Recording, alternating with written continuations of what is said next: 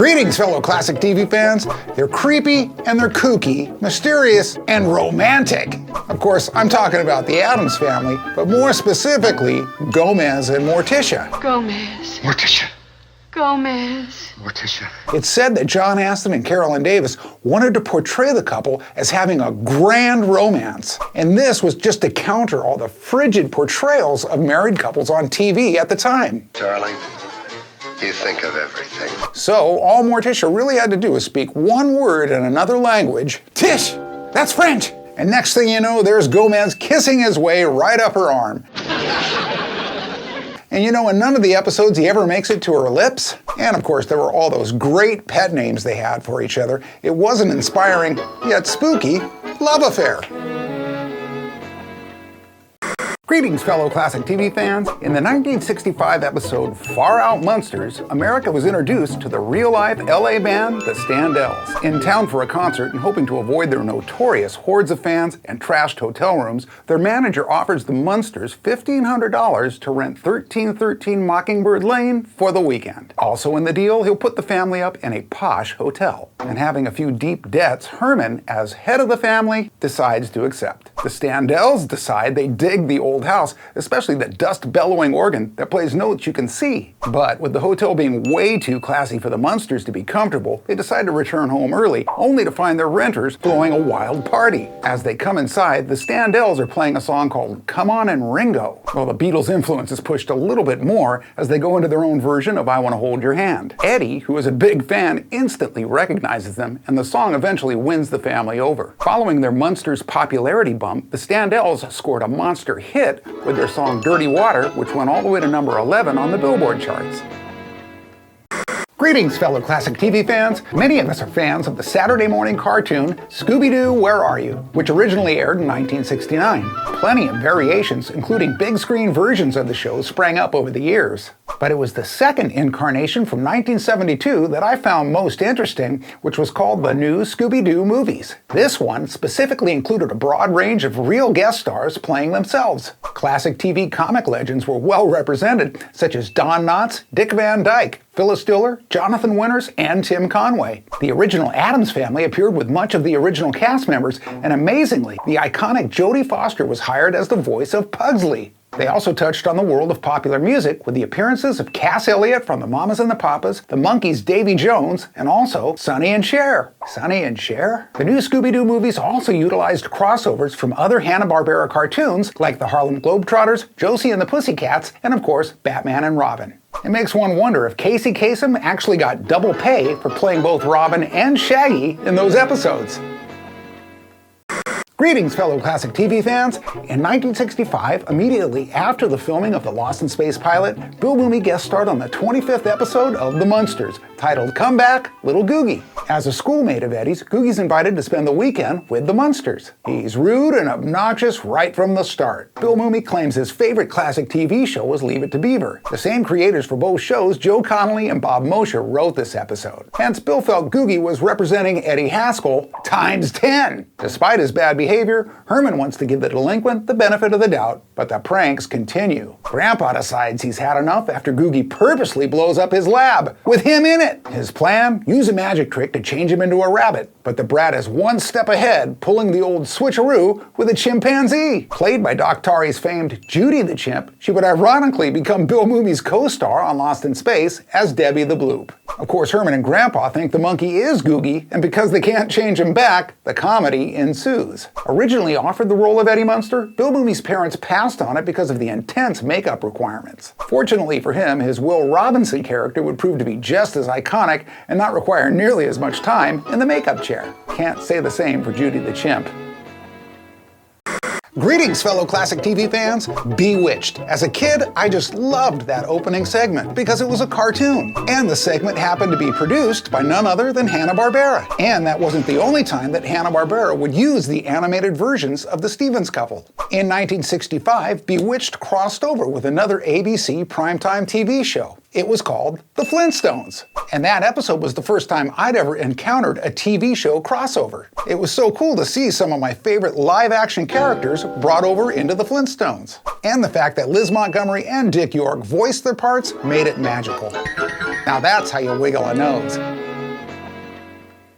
Greetings, fellow classic TV fans. I've always loved the vintage sci-fi shows with all the fun special effects, aliens, and monsters. While Rod Serling's original Twilight Zone was more of a psychological thriller, there was still a fair share of spooky creatures on the show. And these are my top 5 favorites. At number 5 was episode 41, titled The Howling Man. Actor Robin Hughes perfectly portrayed the most famous monster of all, the Devil. And that was the iconic John Carradine playing his captor, Brother Jerome. Number 4 was episode 89 with Richard Kiel as the Canomite alien in To Serve Man. Aliens that eat people. Yep, that was a good one. My number 3 was episode 126, Living Doll with Telly Savalas. Talkie Tina? Now why would that scare me? Well, it did! It's a fact that dolls and puppets can be especially lethal in the Twilight Zone. At number 2, it was William Shatner's ugly gremlin in episode 123, Nightmare at 20,000 Feet. Although I will say the one in the John Landis 1983 feature film was quite a bit more scary. But for my number 1, it was episode 90, titled The Fugitive. Fact is, it was just about a sweet man named Old Ben who was actually an alien on the run. But when he magically changed his appearance during a game of Spaceman, it was terrifying. So there you have my top 5 favorite creatures from the Twilight Zone. Let me know if you agree or disagree. Greetings, fellow classic TV fans. Night Gallery ran from 1969 to 73 for 43 episodes. Reportedly, Rod Serling conceived of the show while still working on The Twilight Zone. Reminiscent of his former classic, the intro of each episode had Rod portraying a gallery curator. He then gave us a private showing of paintings featuring frozen moments of the nightmarish tales you are about to see. On November 8, 1969, the pilot episode of Night Gallery aired as a made-for-TV movie trilogy. All 3 of the stories were written by Serling himself, but they were directed by 3 separate directors. The Cemetery, directed by Boris Sagal, father of Katie, starred one of my favorite actors, Roddy McDowall. His character's evil deed haunts him via an ever-changing family portrait. Barry Shear directed Escape Route. It starred the Tony Award-winning actor Richard Kiley as a fugitive Nazi soldier haunted by his past transgressions. The third one, titled Eyes, starred movie legend Joan Crawford in one of her final acting performances. She plays a blind woman surgically given a 12-hour ability to see. Crawford is reported as saying that although having to work with a 21-year-old director initially horrified her, once she began to work with him, she slowly realized he was a genius who undoubtedly had a brilliant future ahead of him. Obviously, Joan knew what she was talking about, as this was the directorial debut of a man named Steven Spielberg.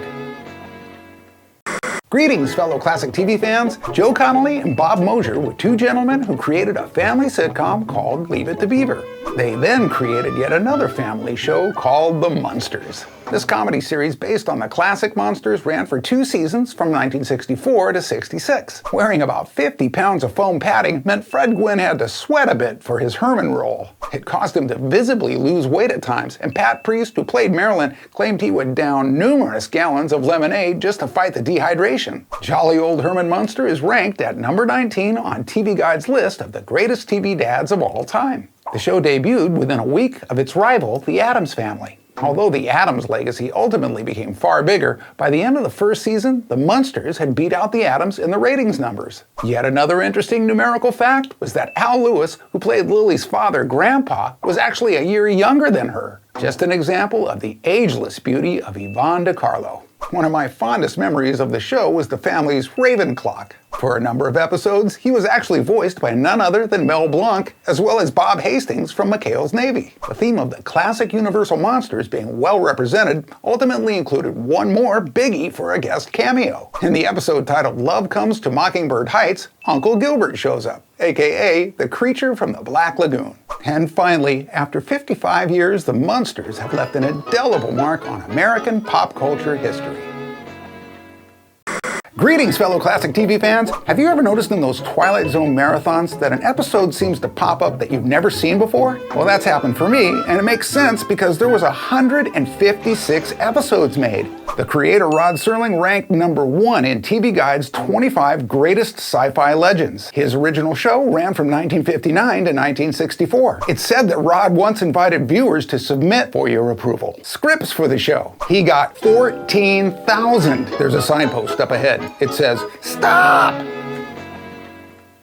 Greetings, fellow classic TV fans. Most of us know and love John Astin from his portrayal of the popular character Gomez Addams. Beginning in the theater, John got his first break in front of the camera with a small role in West Side Story. Spreading his comedy wings in the early 60s, he guest starred on classic shows like Dennis the Menace and The Donna Reed Show. Then in 1964, a unique new production came his way, modeled off a popular cartoon from New Yorker magazine called The Addams Family. Already a huge fan of the comic, John had the unique opportunity to work with the creator, Charles Addams, and the producers to develop his part. Addams literally gave Aston the honor of naming his character, as first names were never actually used in the magazine cartoons. His options were Rapelli or Gomez. Well, upon choosing the name Gomez, out came the entertaining Latin lover character with the over-the-top amorous devotion to his wife, Morticia. Played with a nod to Groucho Marx, the cigar-smoking keen businessman also dabbled in sword fighting and swallowing, standing on his head, juggling, knife-throwing, kissing Morticia's arm, and the list goes on. And who could ever forget his wonderfully wild-eyed grins while crashing or blowing up his model trains? John Aston's contributions to Gomez helped forge this character from classic TV to the big screen, and most recently to a highly successful Broadway hit. Greetings, fellow classic TV fans. Twin Peaks, created by director David Lynch and screenwriter Mark Frost, ran on ABC from 1990 through 91 for a total of 43 episodes. The show blended a murder mystery, the paranormal, comedy, and horror, all accompanied by a great musical score. With ties to popular classic TV shows, Michael Aunt Keene from the crime drama The Rookies was cast as Sheriff Harry S. Truman. An actress from a popular crime series was the beautiful Peggy Lipton from The Mod Squad. She played Norma Jennings, owner of the Double R Diner, where, according to Special Agent Coop, they made a damn fine cup of coffee. Russ Tamblyn and Richard Beamer co-starred on the show, just as they had in the 1961 Oscar-winning film West Side Story. Producers had famed director and huge fan Steven Spielberg slated to direct the first episode of Season 2, but reportedly, David Lynch decided to use his veto power, ultimately directing it himself. The show introduced television audiences to Kyle MacLachlan, who had forged a working relationship with David Lynch by previously starring in both of his classic feature films, Dune and Blue Velvet. But it was his Twin Peaks portrayal of Special Agent Dale Cooper which won Kyle the 1992 Golden Globe for Best Actor in a TV Series. That same year, Twin Peaks also won for Best Drama TV Series, and Piper Laurie took one home for Best Supporting Actress. Entertainment Weekly gave it an A+. Time magazine called it the most hauntingly original work ever on American TV, and in 1997, TV Guide ranked the Twin Peaks pilot episode at number 25 in the 100 best TV episodes of all time. Greetings, fellow classic TV fans. Early in the second season of the original Star Trek, Cat's Paw aired as the series' only strategically placed episode celebrating Halloween. On October 27, 1967, the story begins with crewman Jackson from an away team beaming back to the ship DOA. A strange voice then comes from the body, telling Kirk that there is a curse on the ship. When Kirk, Spock, and McCoy beam down to the strange planet to investigate, they encounter 3 disfigured witches reciting what Spock refers to as very bad poetry.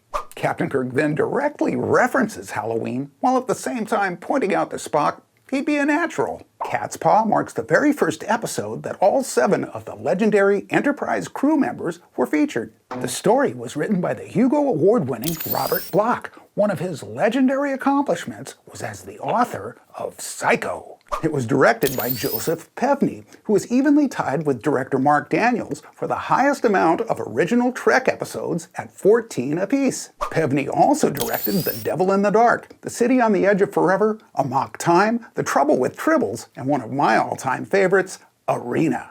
Gerald Finnerman was the cinematographer. His work with intensely lit sets incorporating deep splashes of color and shadows has, in my humble opinion, gone unparalleled even to this day. In this episode, the alluring villain Sylvia was played by actress Antoinette Bauer. She had amassed over 90 television roles during her career, having appeared on shows like Hogan's Heroes, The Twilight Zone, The Big Valley, Mission Impossible, and that's just to name a few. Theo Marcuse played her alien partner in crime. His television credits included The Beverly Hillbillies, Voyage to the Bottom of the Sea, The Wild Wild West, The Monkees, and many more. Having already threatened the Enterprise and its crew, Sylvia wanted to desperately remain in the human form she had assumed. Admittedly, she loved all the physical sensations involved with being human. This, of course, was Captain Kirk's opportunity to attempt seducing the evil alien into failure. Set phasers on stun. She soon caught on, but with the help of her more ethical partner, our crew gets the upper hand. He gives Kirk the transmuter wand, which is of course the source of all their power. When Sylvia tries to get it back, Kirk simply smashes it. All that was left was two 4-inch tall bizarre alien life forms, which instantly died off. Reportedly, the sound effect they used for them was of newborn, hungry alligators. So to quote Captain Kirk, Catspaw was indeed an elaborate trick-or-treat. Happy Halloween from myself, my family, and Sylvia.